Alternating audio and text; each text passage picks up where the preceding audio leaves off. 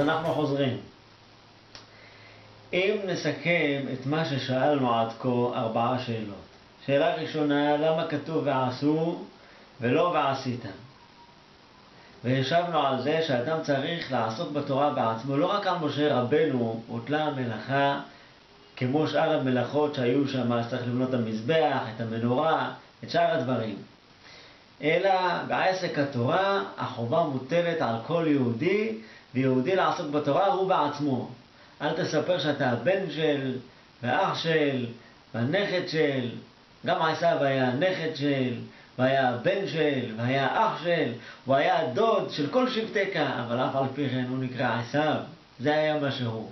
אנחנו צריכים לדעת מי אתה. אדם צריך לעסוק בתורה בעצמו.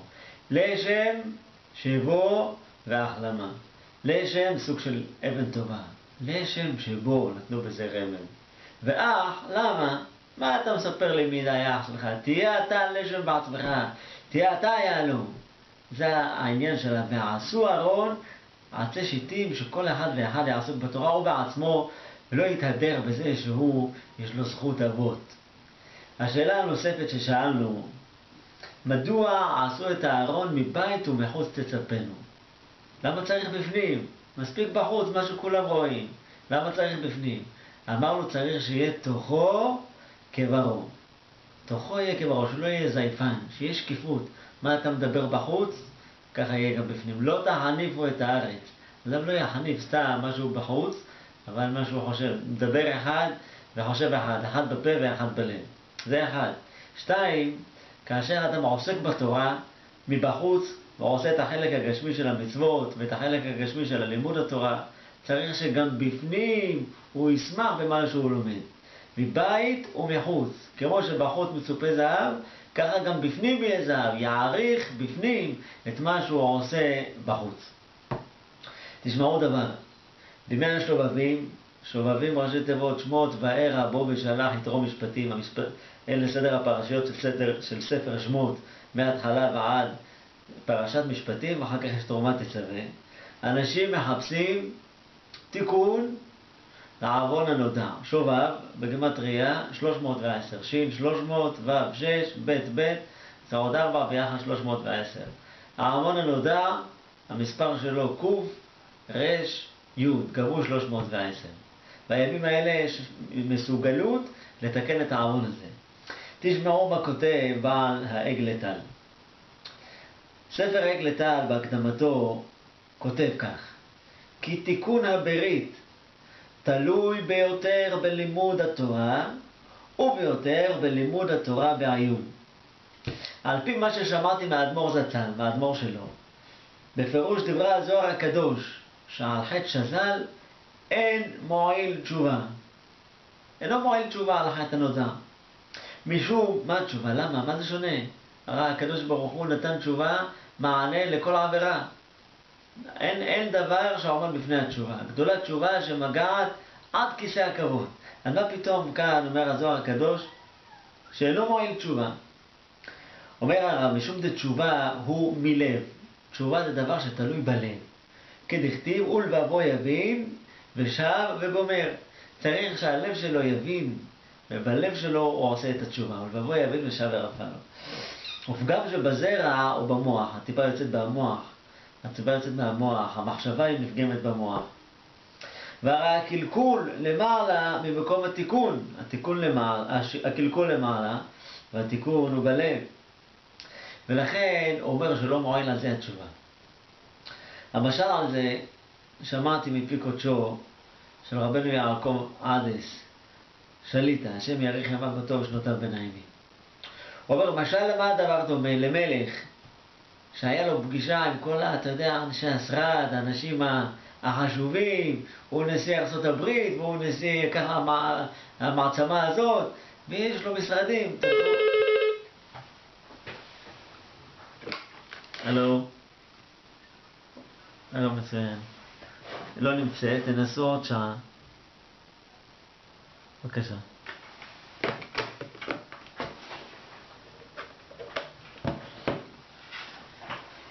בקיצור, יש לו מפגשים עם האנשים הכי חשובים. יש לו משרדים, במחלקת השרד, יש שם כמה וכמה חדרים, תראו, בבניין ראש הממשלה יש לך איזה 20 חדרים, 20 חלונות על איזה 5 קומות, כבר יש לך איזה 100 לשכות שם מצד אחד של הבניין.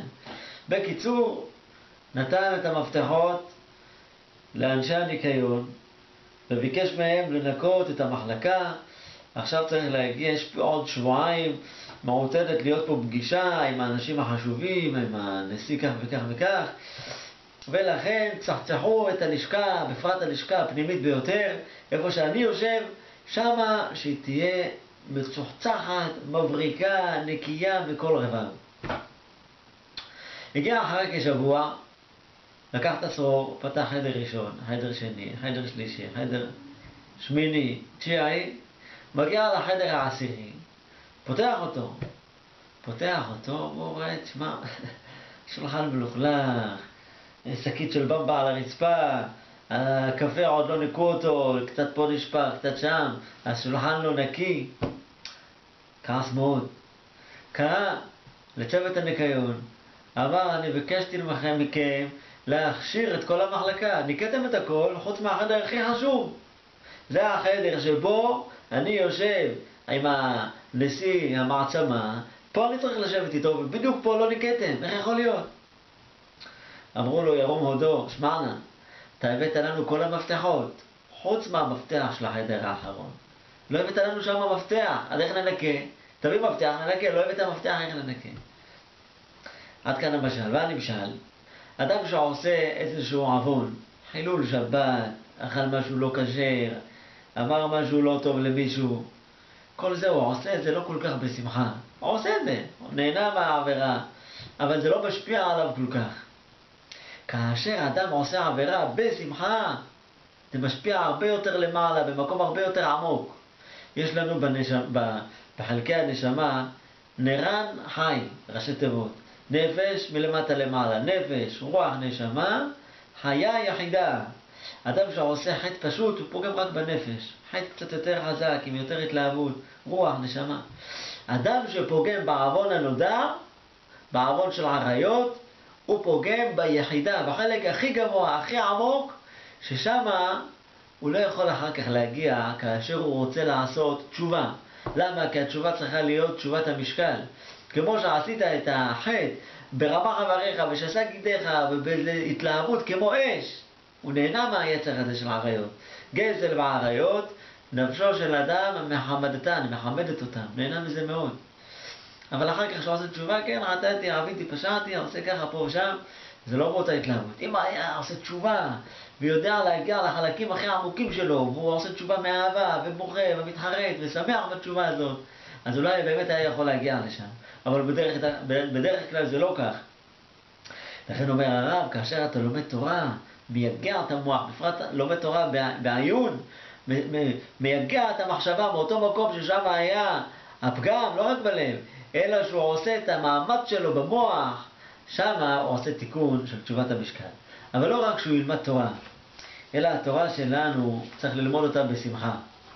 יש כאלה שחשבו שמצוות לאו לענות ניתנו, ולכן אסור לענות מהמצוות, לא צריך לשמוח, אחרת אתה נהנה מזה, מה זה שווה? אתה נהנה מהמצווה, זה לא שווה. אומר הרב, ובאמת זה טעות מפורסם, ואדרבה, כי זהו העיקר מצוות לימוד התורה, להיות שש ושמח ומתענג בלימודו, ואז דברי תורה נבלעים בדמו. ממש התורה שלה, התורה שהוא לומד, נהיה חלק ממנו, ובתורתו יהגה יומם ולילה. ומאחר שנהנה מדברי תורה, הוא נעשה דבוק לתורה. אדם שנהנה מדברי תורה, לא סתם לומד, כן אמרו שצריך לבוא שיעור, זה דף היומי, קובע עיתים הוא נהנה, הוא שמח, הוא בא לפני הזמן, הוא רץ לשיעור, הוא רץ בריצה, הוא מתכנן, הוא רואה שמגיע כבר הזמן, חצי שעה לפני כן כבר מתכנן את עצמו, שלא יהיה אחרי חס ושלום אפילו דקה אחת, כדי שהשמח בתורה יוכל לעסוק בתורה בשמחה. הוא צריך להיות ענב. אדם שהוא גאוותן, הוא לא יכול להיות שמח. תמיד הוא טרוד. תמיד ההוא מטריד אותו, למה הוא ככה, למה הוא מצליח, למה אני לא מצליח, למה הוא יש לו, למה אני יש לו, למה הבנים שלו מוצלחים, אני לא, למה הוא יש לו אישה כזאת צנועה ויפה ואני לא, ולמה הוא יש לו רכב יפה, ולמה הוא יש לו דירה, ולמה הוא מסודר, ולמה הוא חכם, ולמה הוא זכרן, ולמה הוא יש לו קול יפה, ולמה הוא גיבור. אדם שהוא לא ענב, לא יכול לעבוד את השם בשמחה. לכן, אף על פי שעשו לך מבית ומחוץ תצפנו, אבל החלק המרכזי של הארון הוא עשוי מעץ פשוט. ללמד אותך, תהיה פשוט. כי זה לא פשוט להיות פשוט. לא פשוט להיות פשוט. להיות פשוט זו עבודה פשוט לא פשוטה. אדם בשביל שהוא יוכל להיות יהודי שמח, חייב להיות ענוותן. מספרים על מלך אחד שחלה. הביאו לו אחד מהרופא שהוא לא מבין בתרופות האלה, התרופות, כל מיני כימיות. הוא הולך לרפואה אלטרנטיבית, הומופתיה, כל מיני, יש לו תרופה סגולית הוא המציא. לא קונבנציונלי, ולא אלטרנטיבי, ולא הומופתי, יש לו רופאות סגוליות. הוא אמר, אם תלבש חליפה של אדם שמח, אתה תצא מהמחלה שלך. תכף קראו למשרתים שלו שיחפשו חליפה של אדם שמח. רק שמח. הלכו, חיפשו, ולא מצאו. עד שהלכו לאיזה ג'ונגל אחד, ראו שם איזה אדם שגר לו בבקתה, ישן על התבן, אפילו אורן לא, לומד לאור הנר. ראו אותו, אמרו לו, תשמע, הביא לנו החליפה שלך, לכבוד המלך יהיה בריא. אמר להם, אמרו רבותיי, אם היה לי חליפה, אפילו לא הייתי יכול להיות שמח. אם היה לי חליפה לא הייתי שמח, רק בגלל שאין לי ואין לי, ואני גא ואני חי ומייסד את כל החיים שלי בחיי פשטות, לכן אני יכול להיות שמח. מי שענב יכול להיות שמח. מי שלא שמח לא יכול לזוז. אדם בלי שמחה לא יכול לחיות, לא יכול לעבוד את השם, אפילו לחיות חיים פשוטים הוא לא יכול. העצמה אישית, בשביל שאדם יוכל לחיות חיים בריאים, הוא חייב להיות שמח. בשביל להיות שמח צריך לשבור את המידות שלו. מספרים על מלך אחד שהלך עם השליש שלו, התלבשו בבגדי אזרח פשוט ויצאו לעם מחופשים. ושוטטו בין התושבים, בין האזרחים. כמו שהם מסתובבים, ראו עליהם הדרך בניין בשלבי בנייה. ויש שם 3 אנשים, 2 למטה, 1 למעלה. למטה, האחד תופס הלבנה, מוסר אותה לחבר שלו, והחבר זורק לקומה רביעית. למעלה מקבל אותה החבר השלישי, תופס בפיגום, ושם אותה במקום, נדבך ועוד נדבך, וככה בונה את הקומות. השניים שלמטה, הגברתן תופס את הקומה, את הלבנה, מוסר אותה לחבר שלו הצנום, והצנום הזה מצליח לאחוז בלבנה ולהניף אותה גובה של 4 קומות. איזה, ויהי לפלא. שאל אותו המלך את השליש שלו, איך אתה מסביר את זה? שזה הגברתן בקושי מצליח להעביר לו את הלבנה, וזה הצנום מצליח להעיף אותה 4 קומות למעלה. אמר לו, תשמע, זה הצנום, אשתו מכבדת אותו. אבל זה הגברתן, אשתו עושה ממנו סמרטוט. בשביל זה הוא לא מסוגל לעבוד. אמר לו, מניין לך? אמר לו, בוא אחריי. לקח אותו, חיכו בביתו של אותו צנום, הפועל הצנום. חיכו, הגיע, ככה עוקבים אחריו איך שהוא מגיע. איך שהוא מגיע לבית, אשתו פותח לו את הדלת, באיזה מאור פנים, ומקבל את כל האדם בסבר פנים יפות. התאפרה לכבודו, קיבלה אותו בצורה משעשעת, הכינה לו מה שיש, בית פשוט, הכינה לו, פרסה לו מפה יפה על השולחן, ומה שיש לה כמה ירקות, כמה פירות טובים, עשתה לו תבשיל חם, החליפה לו את בגדי העבודה שלו המלוכלכים, הלביש אותו מחלצות, הלך התקלח, וככה הוא יושב ואוכל ושר, הוא מבזד, הוא מחרקר, הוא מודה להשם על האישה הטובה שיש לו, על האוכל הטוב, על העבודה שיש לו. שמח וטוב לי. כמו שהם רואים אותו, הלכו אחר כך לבית של החבר שלו, הוא מגיע. איך שהוא מגיע, נכנס, שומעים צרחות מהבית. מה, אתה סתם עובד, אתה לא מביא פרנסה לבית, אני רוצה לקנות בגדים, אני לא יכולה, אני רוצה להחליף, יש לי פה, יש לי שם הוצאות, צריך להחליף את השולחן, צריך להחליף, אתה יודע. אבל מה את רוצה? אני עובד קשה בבלוקים. מה אני עוד יכול לעשות? מה את רוצה שאני אגנוב? חס ושלום. אני עושה את כל המרב והמיטב, וזה מה שיש ביכולתי. בקיצור, בקושי אוכל, בלי חשק, בלי מצב רוח, הולך, אוכל, עם הבגדים המלוכלכים, הולך יושן, בלי חשק, הולך לעבודה בלי חשק, זה האורח החיים שלו. אמר לו, אתה רואה? אמר לו, תשמע, את זה ראינו, אבל מי אמר שאם זה היה הפוך, אז היו מתהפכים היוצרות. אמר לו, תחכה עוד חודש, אני אראה לך. הלך לאשתו של הפועל הצנום, אמר לה, כמה בעלך משתכר? אמר לו, 2,000 רובל, נגיד. אמר, אני אתן לך 5,000 דולר, 5,000 רובל. תעבדי אצלי חצי שעה במשרד, זה הכל. קצת תנקי, קצת דברים קלים. אבל שמחה גדולה. באה אצלו, עבדה אצלו. אחרי שבוע, כבר האב שלה התרומם. בעלי, אתה עובד בבלוקים, כל אחד מהבוקר עד הערב בשביל 2,000 רובל. אני עושה את הכל, בחצי שעה מקבלת כפול ממך. 5,000 דולר, 5,000 שקל, רובל. אני לא מקבלת את זה בלי לעבוד. כבר לא כל כך מכינה לו את השולחן, כבר קצת מתגאתה. השאירה לה השם כי גאו גאה. כבר מתגאת על בעלה. קיצור, הוא בא, הוא כבר, מה יעשה? חתם את פיו, הוא כבר לא שמח, הוא לא שר, הוא לא מקרקר.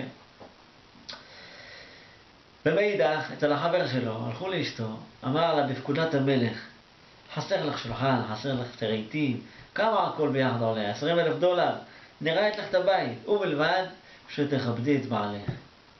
עשו לו כבוד, קבלי אותו בנחת, תחליפי לו את הבגדים, עשי לו אוכל טוב, אל תצעקי עליו, תפרגני לו. ככה עשתה, קיבלה על עצמה. אחרי שבועיים הם חוזרים לראות איפה שהם בונים את רואים שזה הצנום, בקושי מרים את הלבנה, מביא אותה בכוח גדול לחבר שלו הגברתן, וזה הגברתן, תופס את הלבנה, מניף אותה עד קומה חמישית, כבר התקדמו בבנייה לקומה חמישית. ככה, עוד אחד, עוד אחד, הופ, הופ, הופ, מעיף את כל הלבנות, כולם למעלה. אמר לו, הנה אתה רואה, זה שאשתו כיבדה אותו, בהתחלה היה הראשון, עכשיו השני, הצליח להניף את הלבנים, אבל זה שאשתו לא כיבדה אותו, בין הראשון ובין השני, לא הצליח. ללמדך שהכל לא תלוי בכוח הפיזי, אלא הכל תלוי בשמחה של הבן אדם. אישה בונה, אישה הורסת. ככה זה. אדם צריך לדעת שהוא צריך תמיד לדאוג להיות בשמחה. צריך תמיד לשמור על שלום ביתו.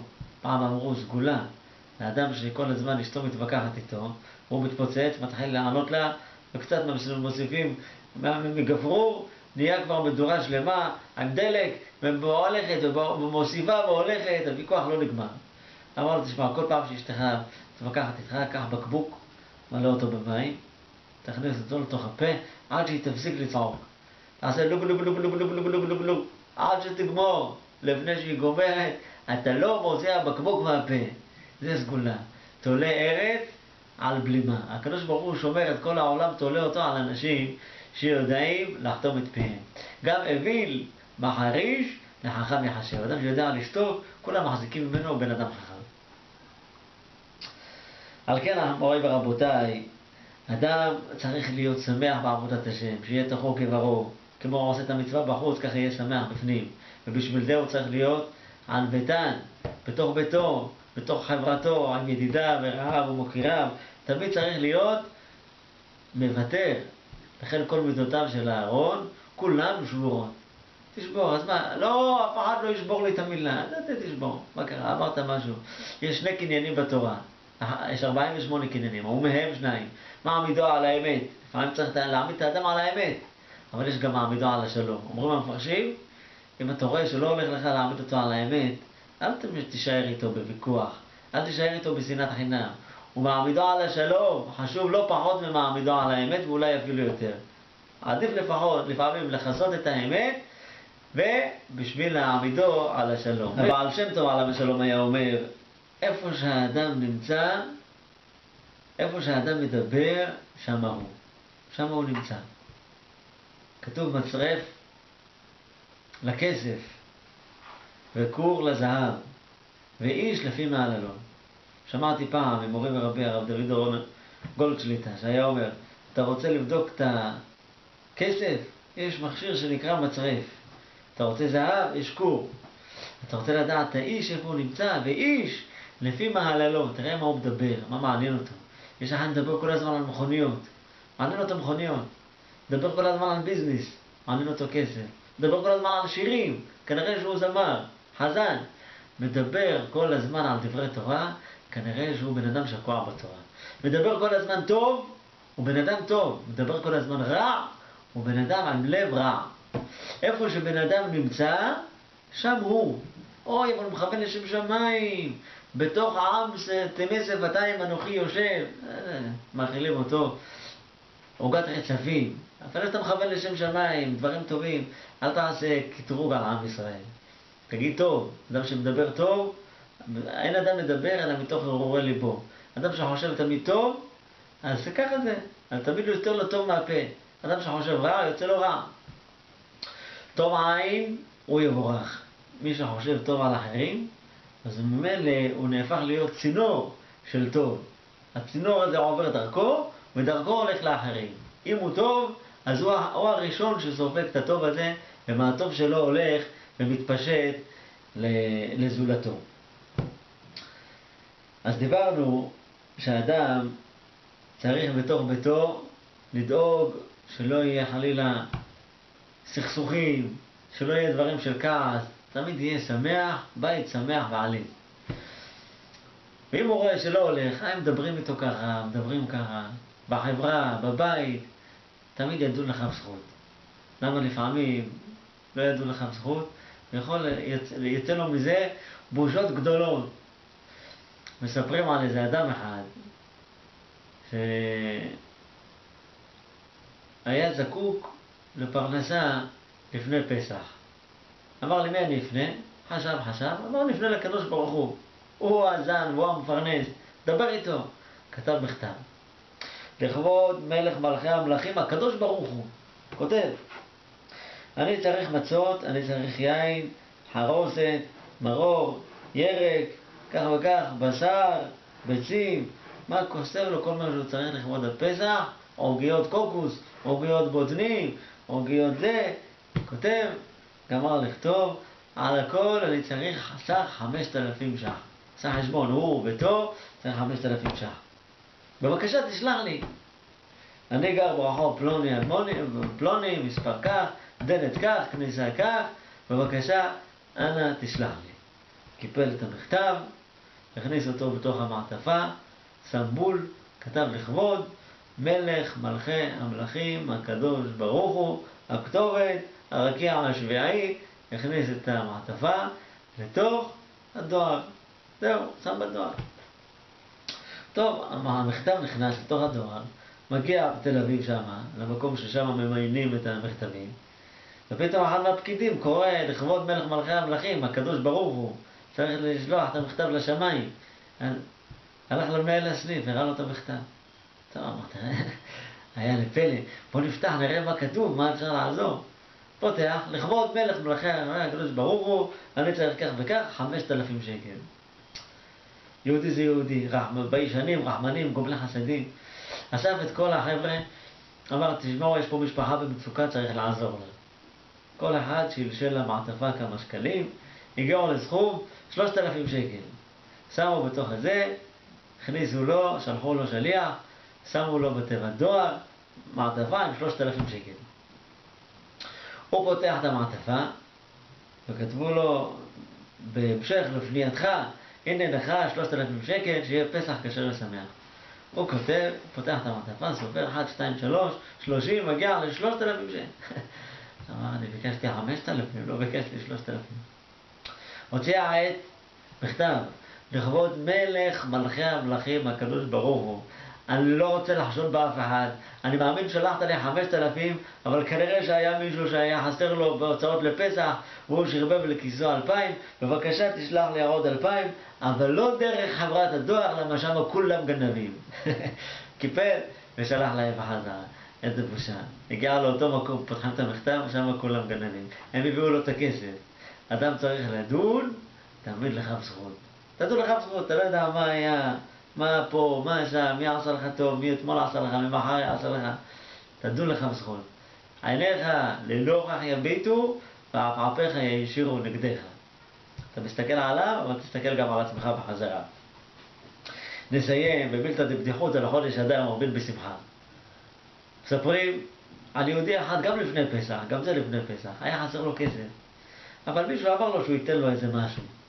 אמר לאשתו, מה נעשה פה, שם? טוב, אני אלך לאותו אחד. ככה סיכמו. למחרת הלך אליו, הביא לו 400 שקל. איך שהוא הביא לו את זה, ישר טס לחנות הבגדים, איפה שיש את המותגים, ראה שם איזה מכנסיים, 999.5 שקל, במבצע 400 שקל. חטף אותו, ולקח אותו ככה עם האלומיניום מאחורה, עשה לו טוב, לקח את המכנסיים. הוא לוקח אותם, והולך ישר לבית. מגיע לאשתו, יש לי בשורה. מה, קניתי מכנסיים חדש? חדש, אבל מנין לך כסף? אנחנו זקוקים פה להרצאת החג. אמר, כן, אמרתי לך אתמול שיש מישהו שצריך להביא לי, אז לקחתי את זה למכנסיים. איך שהיא שמעה לזה. לקחת את זה לזה, הביאו לך להוצאות החג, לקנות מצות, ושימח את אשתו אשר לקחתי, קנה לי, מה אתה קונה לך? תפסיק לבלבל את המוח, יאללה תעשי מכפלת. לא עושה לך מכפלת, לא אני, לא אתה. מה אתה חושב שאתה ככה תעשה? לא עושה לך כלום. טוב, מה יעשה? השאיר את המכנסיים בארון, והמשיכו הלאה, הימים מתקדמים, כבר הפסח מגיע. יום אחד, הבת שלו הגדולה, היה לו 7 בנות. אמרה, מה, מסכנה ויכנס לך, כבר קדנה, מה לעשות? יאללה, קנה. הלכה בערך, לקחה מספריים, הורידה לו 10 סנטימטר, תפרה, עשתה לו מכפלת יפה, שהיה זה בארון. 12 בלילה, קמה האחות השנייה. אמרה, מסכן אבא, מה עוד מעט החג, אם יישאר בלי מכפלת? מה עשה לו מכפלת? לקחה, מדדה, פחות או יותר, הורידה לו 10 סנטימטר, עשתה לו מכפלת.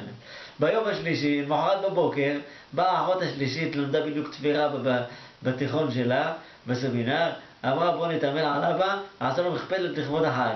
חתכה לו עוד איזה 10 סנטים, אחר כך באה אשתו, אמרה, כן, התחרתה, אמרה, מה, אני אשאיר את בעלי ככה לכבוד החג, חתכה לו עוד איזה 10 סנטים, בקיצור, נשאר נכנס לחג, המכנסיים קצרות.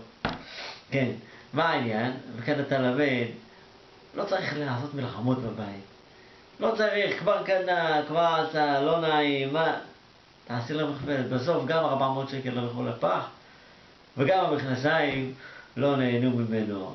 וכאן אתה למד שהמידות של הארון היו שבורות, להראות לך שאדם, הוא ואשתו, כל אחד צריך לשבור את מידותיו, לשמור על השלום בבית, ועל ידי זה יגיעו לשמחה, ועל ידי זה יגיעו מהענבה הזאת, יגיעו לתוכו כברו, ואז כל עם ישראל ועשו ארון עצי שיטים, כולנו נוכל לשמוח בתורה הקדושה. אז נסכם, למדנו שהאדם צריך לשבור את מידותיו, ואם הוא ישבור את מידותיו, אז לכן המידות של הארון היו שבורות, ואם הוא ישבור את מידותיו יגיע לענבה, כמו שראינו שהחלק הפנימי של הארון היה מעץ, ועל ידי שהוא מגיע לענבה הוא יכול להגיע לשמחה, הוא מגיע לשמחה, אז תוכו כברו, כמו שהוא עושה את מעשה המצווה החיצוני, ככה גם הנשמה של המצווה, הבפנים של המצווה, החלק הרוחני שנותן לה את כל הערך שלה, שזה המתנה שהקדוש ברוך הוא שלח לו, זה על ידי, זה מה שמסמל לנו החלק של העץ, של העצי שיטים שנמצא בין הדפנות של הזהב, החלק הפנימי של הארון, שהוא היה מצופה מבית ומחוץ בזהב הטהור, ועל ידי זה שהוא יגיע לשמחה בתורה, הוא יהיה לו את הכוח לבוא ולעסוק בתורה, ולכן כתוב ועשו ארון עצי שיטים ולא ועשית. כל עם ישראל יכול לבוא ולהתענג על תורתנו הקדושה. ברוך ה' לעולם, אמן ואמן. חזקו ואמצו ברכת השם עליכם.